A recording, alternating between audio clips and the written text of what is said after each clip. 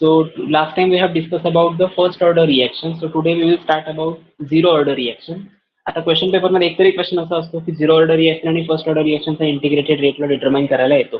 So एक लक्षात ठेवायचं, झिरो ऑर्डर रिएक्शन मध्ये रिएक्टंटचं कॉन्सन्ट्रेशन किंवा rate of reaction is independent on, हे महत्वाचा वर्ड आहे. Okay, independent on the reactant concentration means overall rate of the reaction is independent on the reactant concentration. मग तो कशावर डिपेंड असतो, तर त्याच्या डिफरन्स वरती डिपेंड असतो. Rate of that is initial concentration with respect to final concentration, याचा difference जो असतो त्याच्यावरती डिपेंड असतो आणि ती डिफरन्सची जी व्हॅल्यू असणार ती कॉन्स्टंट असणार आहे. Okay, so that constant divided by T is nothing but your rate constant for zero order reaction. So zero order reaction म्हणजेच काय, रेट ऑफ, कन्सिडर करूया एक zero order reaction A gives product. So rate of this reaction is directly proportional to substrate concentration raised to power 0. Okay, any term raise to 0 म्हणजे answer किती येतं, 1 येतं. बरोबर आहे ना. Any term raise to 0 answer कधी 0 येत नाही, आन्सर 1 येतं. म्हणजे तो एक कॉन्स्टंट आहे. सो रेट हा डायरेक्टली प्रपोर्शनल असेल एका कॉन्स्टंट सोबत. सो स्टार्ट करूया integrated rate law for the zero order reaction. So consider the zero order reaction A gives P where A be the reactant, P be the product. आता आपल्याला याचा differential law calculate करावा लागेल, मगच आपण integrate करू शकतो. कसं कॅल्क्युलेट करायचं, differential rate law left hand साईडला, एरोच्या लेफ्ट हँड साईडला सबस्टेट आहे म्हणजे मायनस साइन येईल, D by D T common राहील with respect to substrate concentration A. Okay, it is zero order reaction because question paper मध्ये असं दिलेलं असणार, consider the zero order reaction, किंवा तुम्ही दिलेलं असणार A gives product, consider this is the zero order reaction example. So calculate differential rate and rate constant for the following equation. So K raise to A raise to 0, आता आपण तेच घेतलं. रेटची proportionality sine आपल्याला नकोय, एका कॉन्स्टंटने तुम्ही multiply करणार आणि ए रेज टू 0 करणार. ए रेज टू 0 म्हणजेच काय, 1 आन्सर. के इंटू 1 म्हणजे किती, के. सो आपला आन्सर फायनल के आलं पाहिजे. K into substrate concentration raise to 0 is equal to K. Okay, इथपर्यंत काही प्रॉब्लेम येणार नाही. आता एक प्रॉब्लेम काय झाला इथे, आपल्याला डिफरन्शियल रेट लॉ कॅल्क्युलेट करत असताना लेफ्ट हँड साईडला कधीही मायनस साईन चालत नाही. मग मायनस साईन चालत नाही, मग काय घ्यायचं, प्लस साईन. मग ते कसं करणार जर सांगा, हे इक्वेशन मी परत लिहितोय. Minus of D A upon D T is equal to, ही टर्म कॅल्क्युलेट करून आपलं हे आन्सर आलंय, म्हणजे के आन्सर आलं. आपल्याला लेफ्ट हँड साईडला मायनस नकोय, मग काय करू शकतो आपण, ह्या टोटल इक्वेशनला आणि राईट हँड साईडला एल एच एस आणि आर एच एस ला मायनसने मल्टिप्लाय करू शकतो. So minus of minus it will become plus. So D A upon D T is equal to plus K आहे ते मायनस के होईल. So minus of K. But आपल्याला A ची term common पाहिजे आणि टी ची टर्म राईट साईडला पाहिजे according to previous theorem. So D A आहे तसा घेतला मी, हा मायनस के आहे तसा ठेवला, हा डिवायडेड बाय डी टी तिकडे गेल्यावर काय होईल, मल्टिप्लाइड बाय डी टी. म्हणजे आपल्याला इक्वेशन काय मिळालं, D A is equal to minus of K D T. तेच इक्वेशन मी इथे डायरेक्ट लिहिलंय, D A is equal to minus of K D T. This is your equation number 1 and you have to integrate this equation number 1 with respect to initial and final limit. So substrate concentration A becomes A0 at t is equal to 0 and substrate concentration A is equal to AT at time t is equal to t. So substitute the initial limit with respect to time is 0 to t and substitute initial limit of substrate concentration that is A0 to AT. So integration of A0 to AT into dA which is equal to minus of K integration of 0 to T into D T. बरोबर आहे. आता आपल्याला माहिती आहे, काल आपण असं बघितलेलं, integration of D upon A चा आन्सर येतं L N of A. Okay, but इथे ए अपॉन काहीच नाहीये, मग डीएक्स इंटिग्रेशन काय येतं, एक्स येतं. तो सबस्टिट्यूट केलं मी डायरेक्ट एक्स, समजा ए असं कन्सिडर करूया. ए ची फायनल व्हॅल्यू आहे A T minus initial value A zero, तेच दिलं A T minus A zero is equal to minus of K T. आता मला काय करायचंय, मायनस ऑफ के टी मला नकोच आहे, मला काय कॅल्क्युलेट करायचंय, के टी ची व्हॅल्यू कॅल्क्युलेट करायची. तर मी मायनसने मल्टिप्लाय करू शकतो, याला जर मायनसने मल्टिप्लाय केलं तर minus of minus it will become plus, that is plus K T. आणि इथे प्लस साईन आहे ते मायनस होईल, इथे मायनस आहे ते प्लस होईल, म्हणजेच काय होईल, ए झिरो मायनस एटी होईल. सो ए झिरो मायनस एटी. इथे कन्फ्युज होऊ नका, फक्त लक्ष द्या. परत एकदा मी सांगतो, रिपीट करतो. मायनस ऑफ केटीचं कन्वर्जन जर मला केटी मध्ये प्लस केटी मध्ये करायचं असेल तर इक्वेशन मी कसं लिहू शकतो, याला मी मायनसने मल्टिप्लाय करेन. बरोबर, मायनसने मल्टिप्लाय करेल. मायनस ऑफ मायनस केटी मध्ये इथे येईल प्लस केटी आणि ह्याला मायनस केलं तर मायनस ऑफ एटी आणि minus of minus A zero म्हणजे प्लस ऑफ ए झिरो. म्हणजेच काय झालं, A zero minus A T is equal to K T, तेच दिलंय K T is equal to A zero minus A T. Okay, so फक्त रिअरेंज करून दिलंय म्हणून तुम्हाला कदाचित डिफरंट वाटेल, म्हणून मी सॉल्व्ह करून दाखवलं परत एकदा. ठीक आहे, आपल्याला केटीची व्हॅल्यूच नको होती, आपल्याला रेट कॉन्स्टंट के कॅल्क्युलेट करायचं आहे. सो इथे मल्टिप्लाइड बाय टी आहे, इकडे आल्यावर डिवाइड होईल. हेच इक्वेशन तुम्ही असंही लिहू शकता. A0 upon AT divided by T. Okay, 1 upon T म्हणजेच काय A0 minus AT divided by T. This is the rate constant for the zero order reaction, any type of zero order reaction, and from this rate constant you can calculate in half lifetime period for the zero order reaction as well as graphical representation of the zero order reaction. हा खूप easy part होता, कारण first order reaction मध्ये at least limit put करायची असतात, तेव्हा थोडं तरी ऍटलीस्ट नंबर ऑफ स्टेप्स वाढतात. झिरो ऑर्डर रिएक्शन साठी नंबर ऑफ स्टेप कमी होतात, कारण डीएचं इंटिग्रेशन हे एच आहे. मग ए मध्ये फायनल व्हॅल्यू एटी येऊ शकते, इनिशियल व्हॅल्यू A0 येऊ शकते. याच्यापेक्षा काहीही इंटिग्रेशन वेगळं किंवा नवीन स्टेप वाढणार वगैरे काही नसेल. So this is the final integrated rate law for the zero order reaction. आता याचा जर सुद्धा तुम्हाला हाफ लाईफ टाइम कॅल्क्युलेट करायचा असेल तर तो कसा कॅल्क्युलेट करणार? जसं आपण लास्ट टाइम केलेलं तोच सगळा फॉर्मॅट यूज करायचा. काय केलं होतं गेल्या वेळी आपण असं डिस्कस केलं होतं, rate constant for the first order रिएक्शनचं इक्वेशन घ्यायचं आणि त्याच्यामध्ये टी ची व्हॅल्यू जी असेल ती टी हाफ म्हणून सबस्टिट्यूट करायची. ओके, कॅल्क्युलेट करून बघूया हाफ लाईफ टाइम काय येतं ते, आणि त्याच्यानंतर पुढचं फर्दर जे काय असेल graphical representation with respect to A T and time period ते बघूया. आधी हा पार्ट समजलाय का सांगा? त्याच्यातला कुठला पार्ट समजला नसेल तर परत एकदा विचारा. असेल समजला नसेल तर मी रिपीट करतो, जर समजला असेल तर काही प्रॉब्लेम नाहीये. Okay okay. Half life of zero order reaction. आपला फॉर्म्युला काय? सगळ्यात पहिल्यांदा इंटिग्रेटेड रेट लॉ आपण कॅल्क्युलेट करतो. So the integrated rate law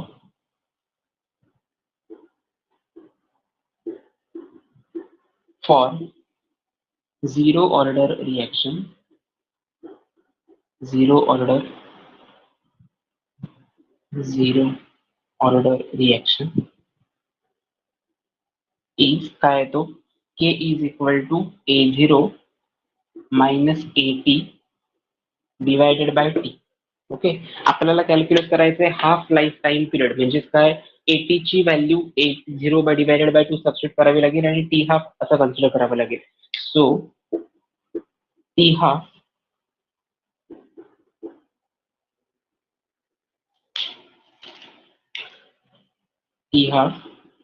is equal to A0 minus AT divided by K. आता सबस्टिट्यूट करूया, 1 बाय के आहे तसं ठेवूया. A0 ची व्हॅल्यू आहे A0 मायनस AT ची व्हॅल्यू आहे A0 डिवायडेड बाय 2. हे सगळं डिवायडेड बाय, तर तुमचा आन्सर काय येईल? A0 मायनस A0 गेले कॅन्सल. सो इथे आन्सर येईल काय तुमचा A0 मायनस A0 आन्सर येणार 0.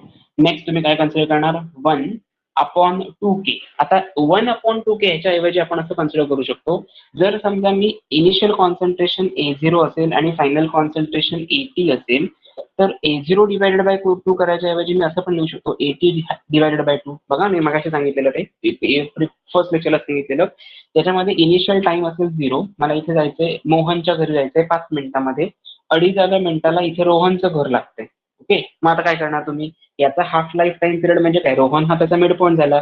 रोहन हा त्याचा जर मिड पॉईंट झाला असेल तर याच्यापेक्षा हाफ टाइम म्हणजे 2.5 आणि याच्यापेक्षा हाफ टाइम म्हणजे 80/2. मग आपण A0 च्या ऐवजी इथे 80 घेऊया. Okay, A0 is equal to 80, that is half आपल्याला कॅल्क्युलेट करायचं आहे. So 80 half. आता फर्दर कॅल्क्युलेशन करताना तुम्ही कॅल्क्युलेशनसाठी एक यूज करू शकता टर्म, ती म्हणते A0/2. ती कशी करायची ती बघूया.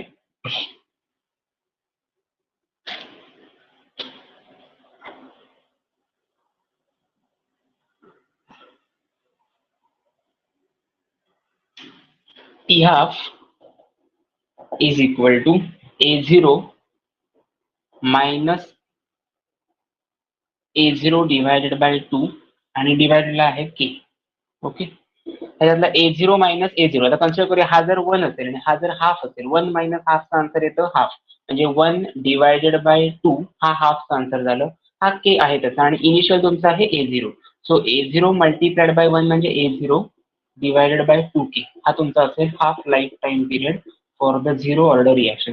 A0 be the initial concentration at time t is equal to 0 and 2k म्हणजे काय? रेट कॉन्स्टंट k कन्सिडर करायचं. ओके, एक फक्त लक्षात ठेवायचं, A0 ची व्हॅल्यू जर मी 1 कन्सिडर केली तर 1 मायनस 1 डिवायडेड बाय 2k म्हणजे आन्सर येणार 1/2. सो 1/2 इंटू आता A0 का घेतलं किंवा 80 का नाही कन्सिडर केलं, व्हॅल्यू 80 घेतला तरी चालेल, A0 घेतला तरी चालेल, पण ती हाफ असली पाहिजे, लक्षात ठेवायचं. तर तुमचं फायनल आन्सर येईल A0 divided by 2k that is initial concentration. म्हणजे जर समजा इनिशियल कॉन्सन्ट्रेशनची व्हॅल्यू 0.5 मोलार दिलेली असेल, त्याला तुम्ही 2 ने मल्टिप्लाय करायचं रेट कॉन्स्टंट कन्सिडर करूया आहे 5. ओके, रेट कॉन्स्टंट दिलेलं आहे 5. सो तुम्ही कॅल्क्युलेट कसं करणार, 0.5 डिवायडेड बाय 5 इंटू 2 म्हणजे किती येणार 10. 0.5 डिवायडेड बाय 10 म्हणजे 0.05. हे तुमचं असेल हाफ लाईफ टाइम पिरियड. आता याचं युनिट काय असतं, इथे केचं युनिट रेट कॉन्स्टंटचं युनिट काय असणार, मोल पर इनवर्स, आणि कॉन्सन्ट्रेशनचं युनिट दिलेलं असेल कन्सिडर करूया मोल पर डीएमक्यू. ओके, सो युनिट कॅल्क्युलेट करून झाल्यानंतर जे काही पेंडिंग राहील न्यूमरेटर आणि डिनॉमिनेटर ते त्यांचं युनिट असणार टी हाफचं, पण ते युनिट असणार जनरली सेकंड इनवर्स, मोल पर लिटर पर सेकंड, मोल पर लिटर पर सेकंड हे तुमचं युनिट असणार झिरो ऑर्डरसाठी. ओके, लक्षात ठेवायचं. आणि फर्स्ट ऑर्डरसाठी रिएक्शन असतो सेकंड इनवर्स. ओके, मी परत एकदा सांगतोय, झिरो ऑर्डर रिएक्शनचा रेट कॉन्स्टंट जो असतो त्याचं युनिट काय असणार, मोल पर लिटर पर सेकंड. हा क्वेश्चन तुमच्या सीईटीच्या पेपरमध्ये गेल्या वर्षी येऊन गेलाय आणि त्याच्या अगोदरच्या जेईच्या पेपरमध्ये हा क्वेश्चन असे झिरो ऑर्डरसाठी विचारला नव्हता. एन नंबर ऑफ ऑर्डरसाठी युनिट काय असेल, एनथ ऑर्डर. ओके, तर तो क्वेश्चन घेऊन गेला. सो त्याची प्रॅक्टिस तुम्हाला, मला वाटतं केमिकल कायनेटिक्स जेव्हा तुमचा तिकडे टॉपिक होईल त्यावेळी त्याच्यामध्ये तुम्हाला ते कव्हर करता येईल सीबीएसईला. पण लक्षात ठेवायचं झिरो ऑर्डरसाठी युनिट असतं मोल पर लिटर पर सेकंड. पर सेकंड हा पार्ट कशा येतो, टाइम पिरियडमुळे. A2 हा कॉन्स्टंट आहे, A0 डिवायडेड बाय केचं युनिट असतं मोल पर लिटर, म्हणून ते वरती गेल्यानंतर पर सेकंड होतं. मोल पर लिटर पर सेकंड हे तुमचं फायनल आन्सर असेल. समजा हे सेकंड मध्ये मेन्शन केलं नसेल, मिनिट मध्ये असेल तर मोल पर लिटर पर मिनिट आणि मोल पर लिटर पर आवर या फॉर्मॅटमध्ये तुम्ही काय करू शकता, रिप्रेझेंट करू शकता. That is half life time period for zero order reaction. Okay, now the main part is graphical representation. Generally combine question कसा येतो, half life time period for the zero order reaction as well as its graphical representation. आणि graphical representation जर तुम्ही सांगताय तर त्याचा slope आणि intercept वगैरे येतो का, स्ट्रेट लाईनचं नेचर आहे का सांग विचारतात. सो आपण जर हा ग्राफ प्लॉट केला with respect to 80 versus time, so if we plot the graph of 80 म्हणजे substrate concentration after time T period versus your time not concentration, then it shows a straight line but having negative slope. So स्लोपची value किती असेल, minus of ए. आणि intercept तुम्हाला काय मिळेल, आता intercept मध्ये काय कन्सिडर कसं करणार, जे इनिशियल कॉन्सन्ट्रेशन असेल इंटरसेप्ट असेल A0. ओके, हे इक्वेशन हे कसं काय कॅल्क्युलेट केलं त्यासाठी आपण एक फॉर्म्युला बघूया. AT minus A0 is equal to, मग आजचा फॉर्म्युला काय होता, AT इज इक्वल टू काय होता फॉर्म्युला तो, AT minus A0 is equal to minus of KT असं काहीतरी होतं, बरोबर आहे ना.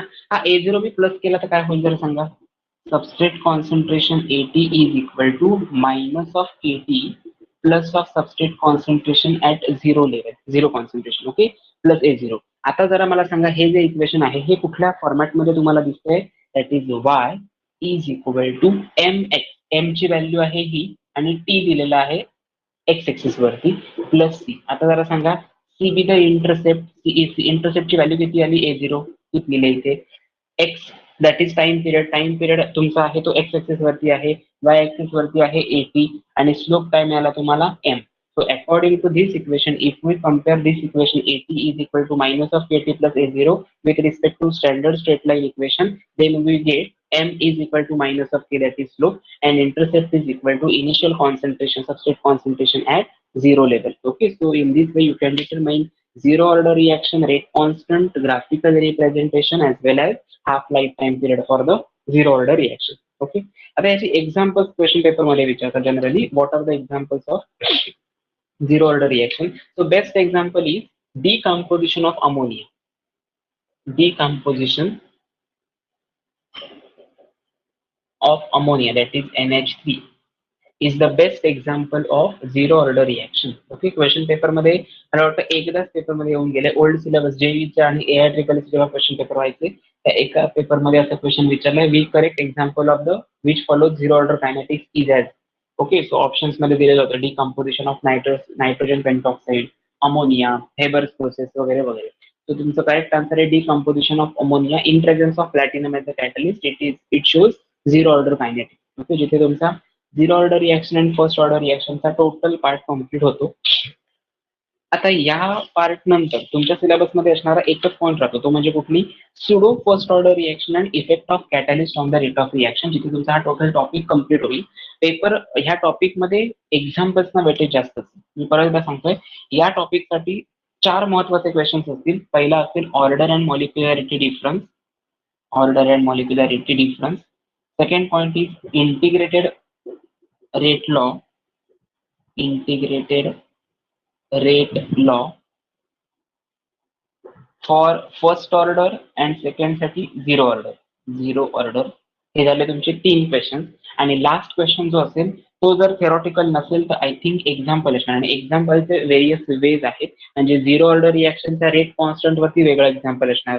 झिरो ऑर्डर रिएक्शनची हाफ लाईफ टाइम पिरियडच्या फॉर्म्युलावरती जिथे जिथे मी स्क्वेअर ब्रॅकेट करतो. आता काही जण नवीन मेंबर्स त्यांच्यासाठी सांगतोय, जिथे मी स्क्वेअर ब्रॅकेट करतो ना, मला एक सवय येते की स्क्वेअर ब्रॅकेट केलेला जो असेल फॉर्म्युला त्याच्यावरतीच प्रॉब्लेम येतात. हा, असं लक्षात ठेवा. पण ते मी सांगायला पहिल्यांदा विसरलो. आतापर्यंत जेवढे फॉर्म्युले या टॉपिक मध्ये बघितले आणि याच्या पुढे पण बघणार, ज्या सगळ्या फायनल फॉर्म्युलाला मी जिथे स्क्वेअर ब्रॅकेट करतो त्याच्यावरतीच प्रॉब्लेम येतात. हे प्रॉब्लेमला येणार नाहीत क्वेश्चन्स, लक्षात ठेवा.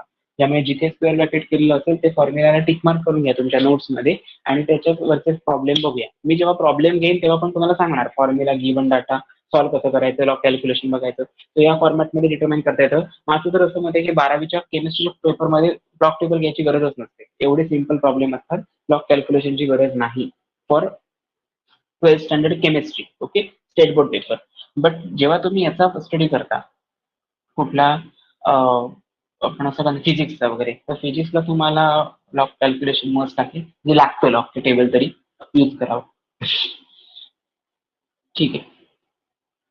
Next part is a pseudo first order reaction आणि लास्ट आहे इफेक्ट ऑफ कॅटलिस्ट. आता सुडो या शब्दाचा मराठीमधलं मिनिंग आहे फसवा.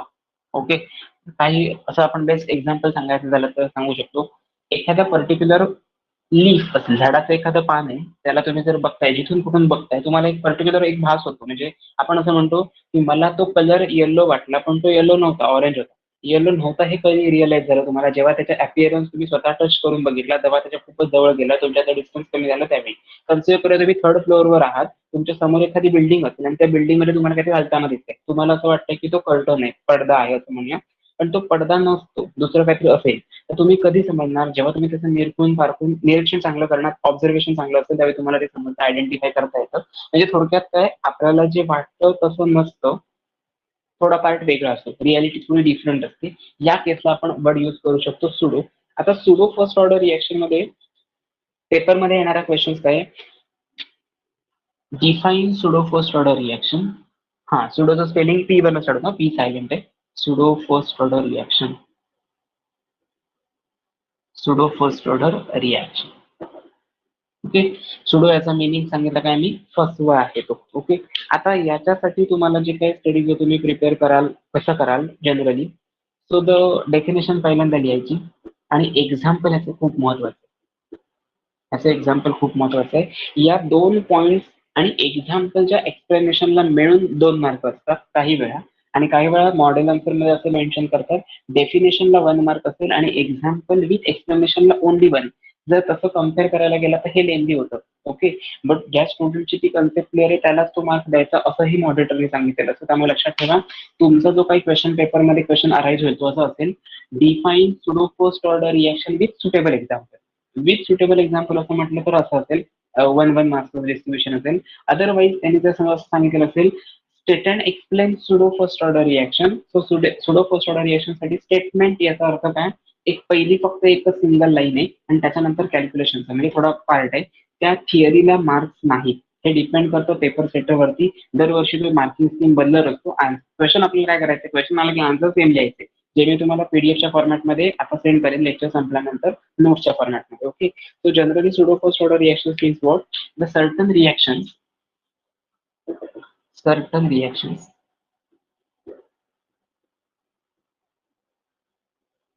which are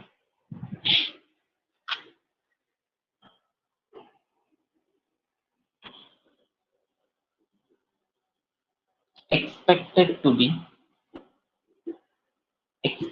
to follow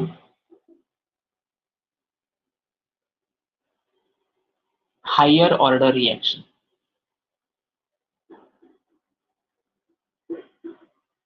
Okay, expected to follow higher order reaction.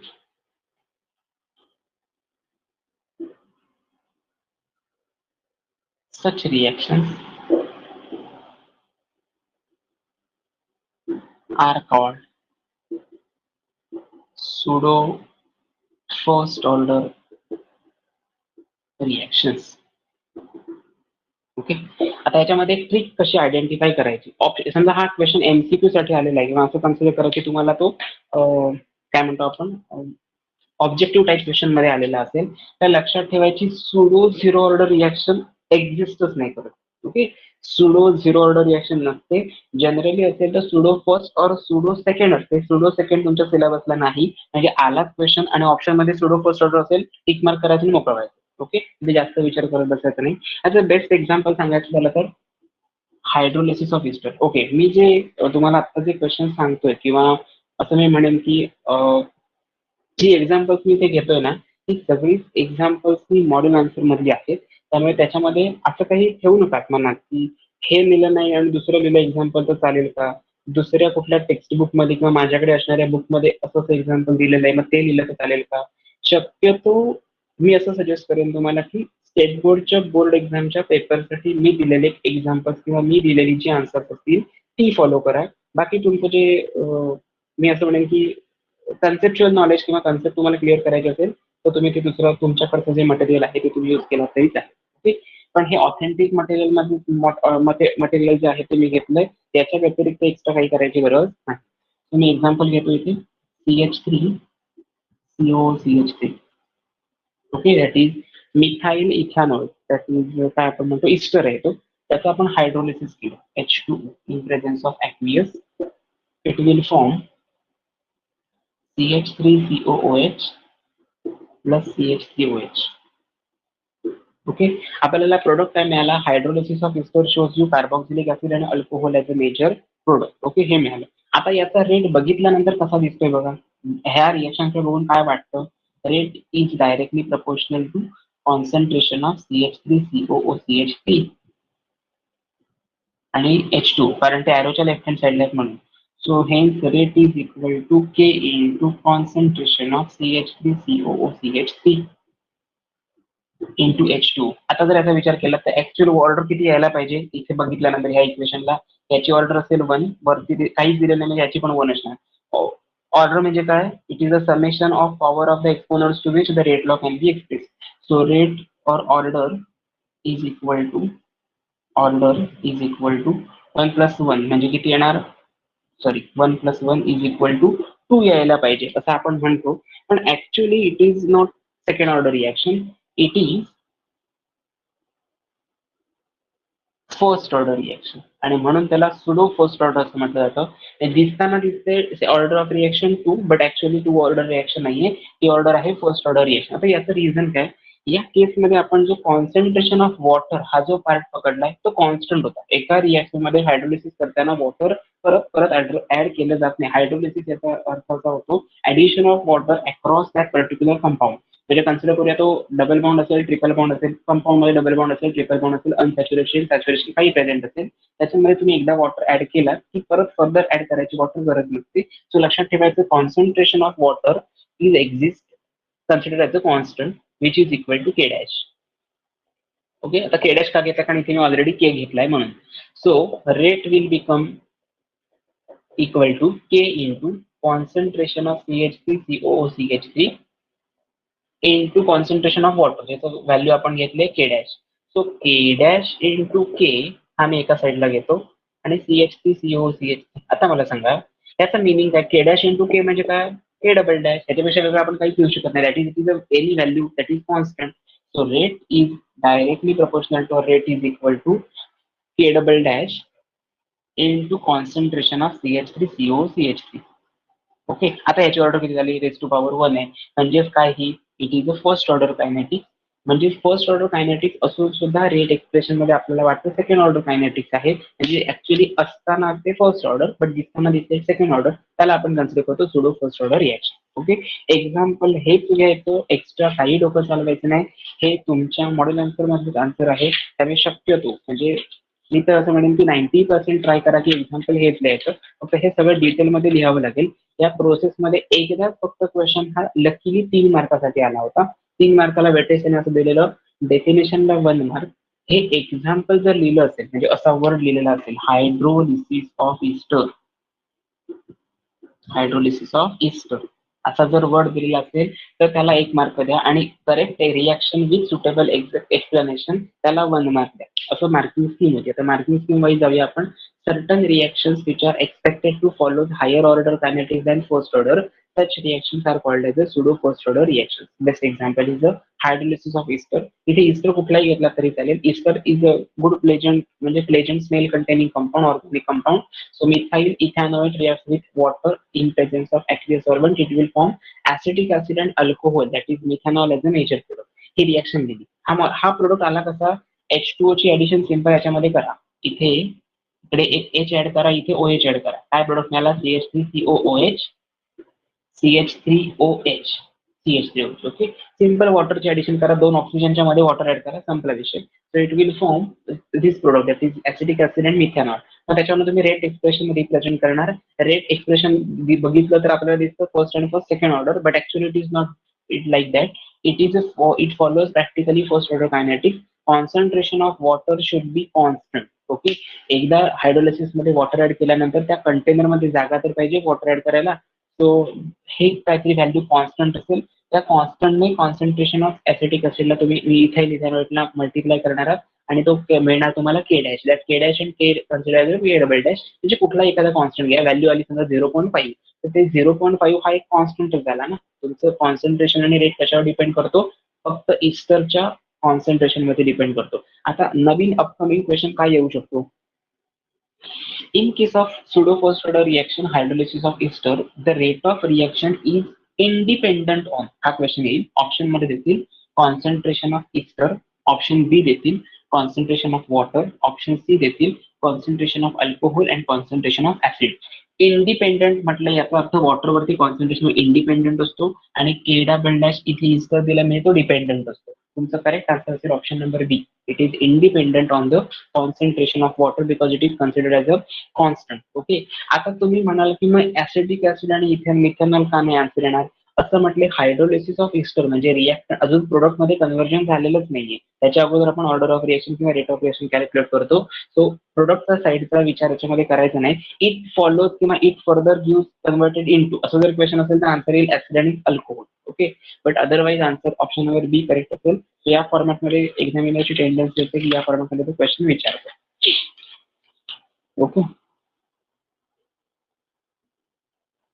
ठीक आहे. नेक्स्ट आहे last point of your syllabus, म्हणजे तुमच्या केमिकल कायनेटिक्स मधला लास्ट पॉईंट आहे, that is effect of catalyst on the rate of reaction. आता या केसमध्ये मी कुठली डायग्राम अजून तुम्हाला मी सेंड केली नाही. ऍक्च्युअली याच्यामध्ये डायग्राम लागते, म्हणजे कुठल्या इफेक्ट ऑफ कॅटलिस्ट नावाचा जो नेक्स्ट पॉईंट आहे त्याच्यामध्ये डायग्राम एक इसेन्शियल आहे, म्हणजे तुमच्या न्यू मॉडेल आन्सर मध्ये ऍड केलेला पार्ट आहे. सो मी तुम्हाला ते शेअर करतो, त्याच्यावरनं तुम्हाला आयडिया येईल एनर्जी प्रोफाईल डायग्राम म्हणजे काय. ओके, नेक्स्ट लेक्चर पासून आपण काय करूया, याची न्यूमेरिकल्स बघूया, आणि उद्या हॅलोजन डेरिव्हेटिव्हची टेस्ट असेल. टेस्ट साठी जेवढ्या नोट्स दिलेल्या आहेत तेवढ्या सफिशियंट आहेत. PYQ मधले जे क्वेश्चन्स असतील ते जरा फक्त बघून ठेवा, त्याच्यावरनं तुम्हाला अंदाज येईल की कुठले MCQ करायचे.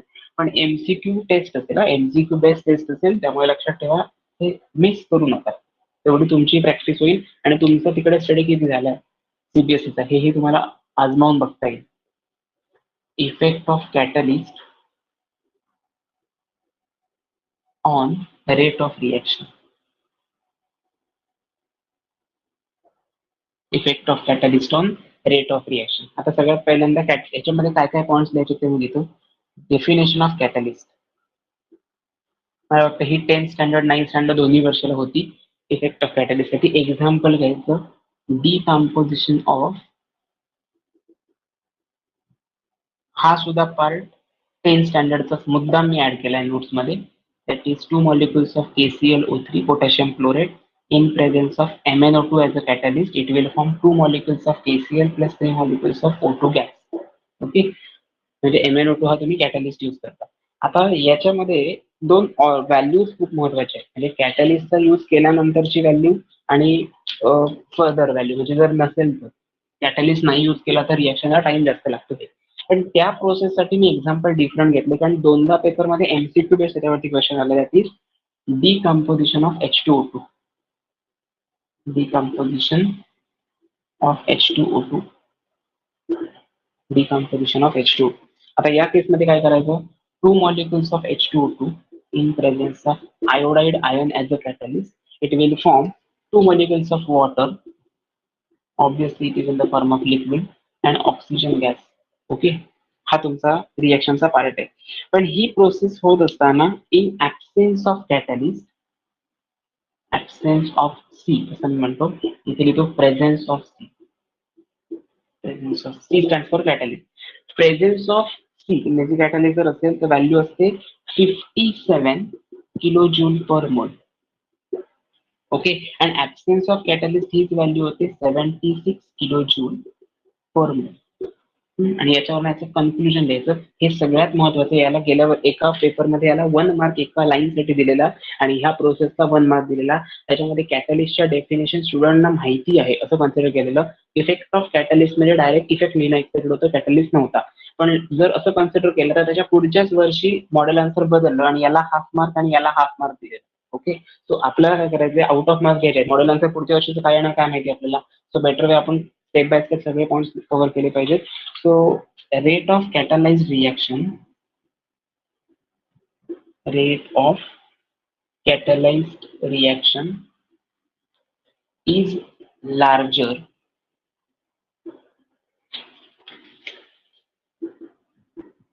than uncatalyzed reaction because it lowers EACT म्हणजे ऍक्टिव्हेशन एनर्जी. आता ऍक्टिव्हेशन एनर्जी म्हणजे काय ते बघूया. त्यासाठी एक ग्राफ तुम्हाला दाखवतो काय आहे तो.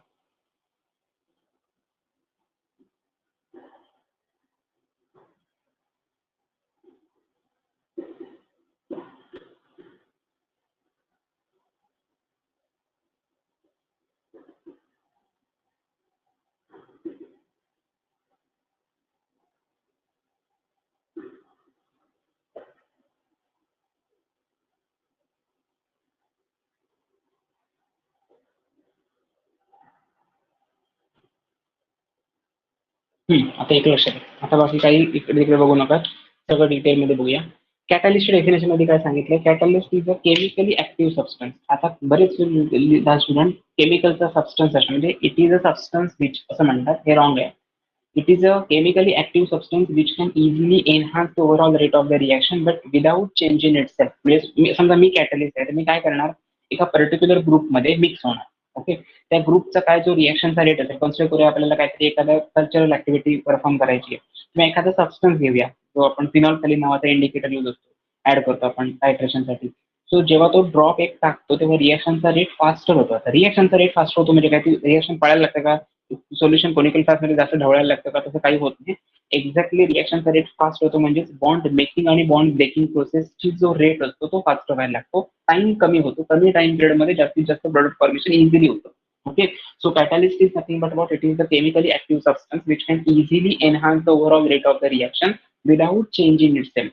जर समजा रिएक्शनचं कन्व्हर्जन प्रोडक्ट मध्ये मला झालं, मी यूज केलेला कॅटलिस्ट वर्कआउट होतोय, मला प्रोडक्ट मिळाला, पण प्रोडक्ट मिळाल्यानंतर तो कॅटलिस्ट संपून जात नाही, त्यातला कॅटलिस्ट परत बाहेर काढता येतो आणि रिएक्शनचा रेट पण आहे तसं ज्या स्टेजला होता त्या स्टेजला कंटिन्यू मेंटेन ठेवता येतो. त्याला आपण कन्सिडर करतो catalyst. So it is a chemically active substance which can easily enhance the overall rate of the reaction without change in itself. स्वतःमध्ये तो काही चेंज करत नाही, रिएक्शन मधून बाहेर पडतो आणि दुसऱ्या रिएक्शन साठी ऍज अ कॅटलिस्ट म्हणून त्याला परत आपण यूज करू शकतो. It is reusable. आणि most of the times micro organism जे असतात, मायक्रो बायोकेमिस्ट्रीचा पार्ट आहे ऍक्च्युली, मायक्रो ऑर्गॅनिझम जे असतात ते आपण इफेक्टिव्ह कॅटलिस्ट म्हणून त्याचा यूज केला जातो. That is they are act as a effective catalyst, microbes. Best example is a lactobacillus. मिल्कचं कन्व्हर्जन कर्ड मध्ये करतो तेव्हा कंटिन्युअसली दुधामध्ये एका दुधामध्ये जो बॅक्टेरिया असणार दुसऱ्या दुधामध्ये वेगळा बॅक्टेरिया नसणार आहे, लॅक्टोबॅसिलस असणार आहे, त्याचं वर्क कंटिन्युअसली होत असतं. त्यात जर तसंच ठेवलं तर त्याचं एक्सेस ऑफ डिग्रेडेशन होतं आणि त्याला फाऊल स्मेल होतो, त्याला आपण रॅन्सिडिटी असं कन्सिडर करतो. सो प्रॉपर फक्त बॅलन्स व्हायला पाहिजे, मेंटेन करता आलं पाहिजे quantity. Best example is a decomposition of, याचं नेम आहे पोटॅशियम क्लोरेट. एका पेपरमध्ये जेईच्या नेम दिलेली होती आणि एका पेपरमध्ये मॉलिक्युलर फॉर्म्युला दिलेला होता. एक्झामिनर पण बरोबर गुगली टाकतात, क्वेश्चन सेम होता, नेम डिफरंट होती. पोटॅशियम क्लोराईडचं स्ट्रक्चरच माहिती नव्हतं. आन्सर येतो KClO3. पोटॅशियम क्लोराईडचा मॉलिक्युलर फॉर्म्युला आहे KClO3, विसरायचं नाही. So when 2 molecules of KClO3 जेव्हा आपण रिएक्शन करतो तेव्हा आपल्याला प्रोडक्ट मिळतो 2 KCl and 3O2. ह्या प्रोसेससाठी पोटॅशियम क्लोराईडचं कन्व्हर्जन थर्मली डिग्रेडेशन करताना या प्रोसेसला जवळपास 8 तास लागतात. ओके, आणि याच्यातला टोटल ऑक्सिजन बाहेर काढायचा, त्यामुळे ते डिफिकल्ट होतं. पण समजा त्याच्यामध्ये एक्स्ट्रा ऑक्सिडायझिंग एजंट तुम्ही ऍड केला, दॅट इज मॅंगनीज डायऑक्साईड, तर रिएक्शनचा रेट वाढतो, रिएक्शन फास्टर कॅरी फॉरवर्ड होते आणि रिएक्शनचं प्रोडक्टमध्ये कन्व्हर्जन इझिली होतं. हा झाला तुमचा MnO2चा रोल. म्हणजे कॅटलिस्ट यूज केला म्हणून रिएक्शनचा रेट वाढला किंवा रिएक्शन कॅरी फॉरवर्ड झाली, अदरवाईज रिएक्शन स्टॉप होते एका पर्टिक्युलर पॉईंटला. याचं बेस्ट हे आहे 10th स्टँडर्डचं example. 10th स्टँडर्डमध्ये chapter number 3 मध्ये chemical equation, factors affecting on chemical equation मध्ये कॅटलिस्ट नावाचा रोल होता आणि त्याच्यामध्ये हे मी एक्झाम्पल मुद्दाम घेतो जेणेकरून तुम्ही रिकॉल करू शकाल.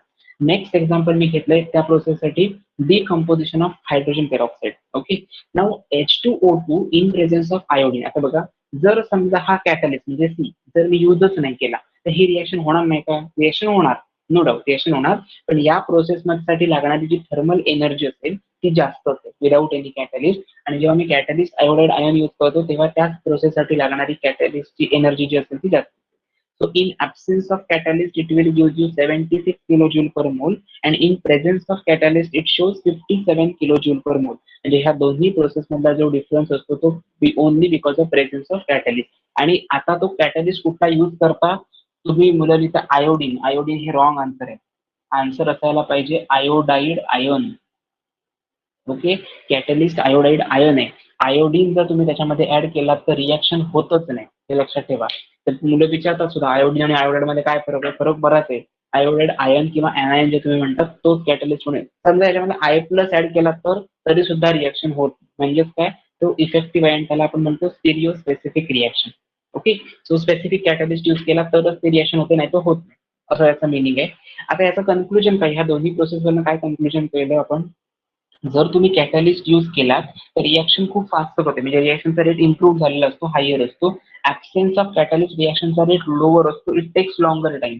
सो तेच इथे rate of catalyzed reaction is larger than that of the uncatalyzed reaction. आता व्हॅल्यू लार्जर असं म्हणायचं नाही, व्हॅल्यू याची लार्जर असणार का? कारण हा जास्त टाइम घेतो, म्हणून इथे मी म्हटलंय कॅटलाइज रिॲक्शनचा रेट लार्जर असतो, म्हणजे ती फास्टर प्रोसेस होते अनकॅटलाइज्ड रिॲक्शन पेक्षा. आता हे कशामुळे होतं? Because it lowers activation energy. हे रिझन खूपच महत्वाचं आहे. लोअर्स ऍक्टिव्हेशन एनर्जी याचा अर्थ काय? त्या ऍक्टिव्हेशन एनर्जी सिम्बॉल ई ऍक्टच्या सिम्बॉलसाठी मी फक्त ही टोटल डायग्राम ड्रॉ केली. If we plot the graph of any reaction coordinates, आता रिॲक्शन कोऑर्डिनेट्स याचा अर्थ R stands for R reactant, P stands for product. Okay, आणि हा आपल्याला असा ग्राफ मिळतो मॅथमॅटिकली, किंवा आपण असं कन्सिडर करूया स्टॅटिस्टिकली आपल्याला असा ग्राफ मिळतो. रिॲक्शन कोऑर्डिनेट्स आणि प्रोग्रेस ऑफ रिॲक्शन याचा अर्थ काय? चहा मला समजा घरामध्ये करायचा आहे किंवा कॉफी करायची आहे प्रिपेअर मला, सो मला जर चहा करण्यासाठी 45 मिनिटं लागत असतील तर रिॲक्शनचा रेट खूपच स्मॉल आहे, रेट कमी आहे. ओके, 45 मिनिटानंतर चहा कम्प्लीट होणार, त्यानंतर मग मी दूध गरम करायला घेणार, त्याला 45 मिनिटं लागणार, 90 मिनिटांनी एक चहा मिळणार तुम्हाला. सो ही सगळी प्रोसेस,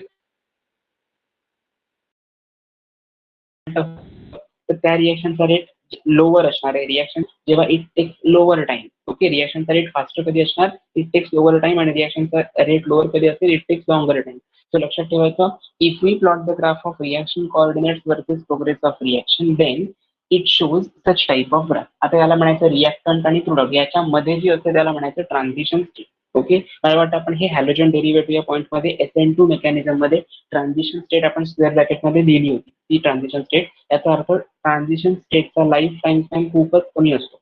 एखादा फटाका लावला तुम्ही, फटाका फुटतो तेव्हा लाईट दिसतो तुम्हाला, बरोबर आहे ना? पण तो लाईट कंटिन्युअसली सांगितला, आता मला याचा फोटो काढायचा, पॉज हो इथे, मला तुझा फोटो काढायचा आहे प्रॉपर वेगवेगळ्या अँगलने, तर तुम्ही थांबवू शकत नाही. त्याला स्पॉन्टेनियस प्रोसेस कन्सिडर केलं जातं, म्हणजे त्याचा लाईफ टाईम स्पॅन खूप कमी असतो. आता हेच जर तुम्ही असं कन्सिडर केलं की कंटिन्युअसली फटाके लावलात, तर तुम्हाला त्याचा वेगवेगळा तुम्हाला स्मेल किंवा तो एअर पोल्युशन म्हणा किंवा अजून काही नॉईज जो काही असेल तो कंटिन्युअसली दिसत राहतो. So this is a basic difference between the transition state and reactant. So reactant, transition state and product are the serially काय म्हणतो आपण precursors of the series of reaction. आता मला सांगा, ही रिएक्शन प्रोग्रेस म्हणजे काय असणार? हे पोटेन्शियल एनर्जी असणार इथे. Okay, E not stand for physical education, it is a potential energy. जर मी पोटेन्शियल एनर्जी किंवा रिएक्शन कोऑर्डिनेटची प्रोग्रेस ऑफ रिएक्शन बरोबर ग्राफ प्लॉट केला, तर मला असं दिसतं दिस इज द, ही जर एनर्जी असेल, इथे समजा व्हॅल्यू असेल 5, इथे व्हॅल्यू असेल 10, इथे असेल व्हॅल्यू 12, तर याच्यातला डिफरन्स म्हणजे डेल्टा ई येणार. बरोबर आहे. Similarly energy of activation is the energy difference between the transition state, आणि ही लाईन कशाची आहे? रिॲक्टंटची. सो रिॲक्टंट लक्षात ठेवायचं, it is the energy difference between transition state minus reactant. या प्रोसेसला तुम्ही कन्सिडर करता एनर्जी ऑफ ऍक्टिव्हेशन. रिपीट करतोय मी काय सांगितलं ते, it is the energy difference between the transition state and reactant, then it is considered the energy of activation. मग मला सांगा, रिॲक्टंटची लाईन अशी ड्रॉ केली डॉटेड लाईन, आणि इथे प्रोडक्टची लाईन ड्रॉ केली. मग रिॲक्टंट आणि प्रोडक्टच्या एनर्जी डिफरन्सला काय म्हणायचं? त्याला म्हणायचं delta H. According to thermodynamics it is considered as the enthalpy change. Okay, enthalpy कशी आपण इंडिकेट करतो according to thermodynamics? E plus PV. E means internal energy किंवा यू म्हटलं तरी चालेल, इंटरनल एनर्जी, आणि pressure volume type of work, त्याची जर समेशन घेतलं, ऍडिशन घेतला, तर तुम्हाला एन्थाल्पी कॅल्क्युलेट करता येते. आणि enthalpy is a thermodynamic parameter. It is not equal to temperature, it is equal to heat. आणि हीट आणि टेम्परेचर मध्ये डिफरन्स असतो, हे माझं मत आहे. ओके, हीट ही सिस्टीम कडून सराउंडिंगकडे ट्रान्सफर होते किंवा ऍक्सेप्ट करता येते, बट टेम्परेचर असं ते ट्रान्सफर करता येत नाही. टेम्परेचरची एक पर्टिक्युलर व्हॅल्यू असते. कन्सिडर करूया आताचं टेम्परेचर असेल 38 डिग्री सेल्सिअस, कन्सिडर करूया. सो 38 डिग्री सेल्सिअस ही फिक्स व्हॅल्यू आहे. जेव्हा तुम्ही हे उन्हामध्ये जात असता, चालत असता, आणि साईडने एखादा ट्रक जातो, तेव्हा तुमच्यावरती जी गरम हवा येते, धूळ येते, ती म्हणजे हीट असते. ओके, आणि टेम्परेचर म्हणजे त्याचं थर्मामीटर तुम्ही पेट्रोलमध्ये टाकून बघितलं, पेट्रोल तापलेलं असेल, तर जो काही थर्मामीटर तुम्हाला एखादा इन्स्ट्रुमेंट जी व्हॅल्यू दाखवते त्याला आपण टेम्परेचर म्हणतो, आणि सराउंडिंग कडून जो आपल्याला अपिअरन्स जाणवतो त्याला आपण हीट असं कन्सिडर करतो. Okay, this is the basic difference between heat and temperature. So लक्षात ठेवायचं, पोटेन्शियल एनर्जी आणि प्रोग्रेस ऑफ रिएक्शनचा जर आपण ग्राफ प्लॉट केला, तर इन प्रेझेन्स ऑफ कॅटलिस्ट, जर तुम्ही कॅटलिस्ट नाही यूज केला तर तुम्हाला असा ग्राफ मिळतो, आणि जर कॅटलिस्ट यूज केला तर एनर्जी ऑफ ऍक्टिव्हेशन लो होते, म्हणजे इथेच तुम्हाला ट्रान्झिशन स्टेट मिळते. आता मला सांगा, याची व्हॅल्यू जास्त असणार ना याच्या व्हॅल्यूपेक्षा? ही व्हॅल्यू स्मॉल असणार, ही व्हॅल्यू जास्त असणार, म्हणजेच काय? It lowers the activation energy. So हेच मला समजावायचं होतं, यासाठी मी हा ग्राफ ड्रॉ केलेला. ओके, एक्झाम मध्ये ड्रॉ केला तर चांगलं होईल, जर नाही ड्रॉ केला तर मात्र लोअर्स द ऍक्टिव्हेशन एनर्जी हा वर्ड लिहायला विसरायचं नाही. एक्झाम्पल्स मात्र 3 दोन्ही द्यायची. फर्स्ट पॉईंट मध्ये डेफिनेशन द्यायची, सेकंड पॉईंट मध्ये एक्झाम्पल, थर्ड पॉईंट मध्ये एक्झाम्पल, आणि it lowers the activation energy. जिथे तुमचा केमिकल कायनेटिक्सचा जेवढा स्टेट बोर्ड ओरिएंटेड इम्पॉर्टंट जेवढा सगळ्या पॉईंट होते ते सगळ्यांनी कव्हर केलेत. आता याच्या पुढचा एक पार्ट राहतो तो म्हणजे न्यूमेरिकल, जो पेपरमध्ये कन्फर्म येतो, जे आपण नेक्स्ट लेक्चरला कंटिन्यू करूया. प्रज्वल, हा पार्ट समजलाय का? मला फक्त सांग. समजला नसेल, डाऊट असेल तर विचार, रिपीट करूया. पण जर समजला असेल तर मला फक्त सांग.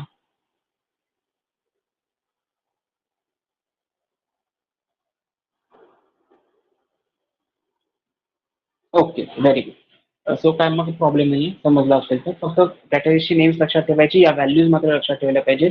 Presence of catalyst 57, absence of catalyst 76 kilojoule per mole. याच्यावरचे जे प्रॉब्लेम्स आहेत ते आता मला वाटतं फक्त प्रॉब्लेमच होईल, बाकी कॅल्क्युलेशन किंवा आपला आन्सर होणार नाही. सो आपण नेक्स्ट लेक्चरला कंटिन्यू करूया, म्हणजे परवा.